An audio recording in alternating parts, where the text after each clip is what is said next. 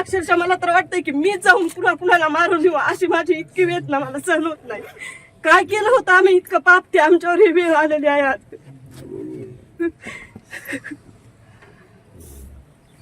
मला डायरेक्ट मला शासनाने सांगावं, मी जाऊन त्याला सगळ्यांना मारून येईन इतकी माझ्यात हिंमत वाटायली आता मला.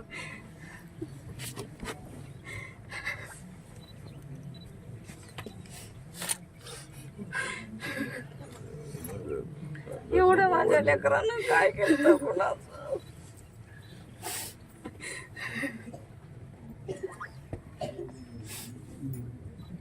माझं लेकरू कोणी होतं.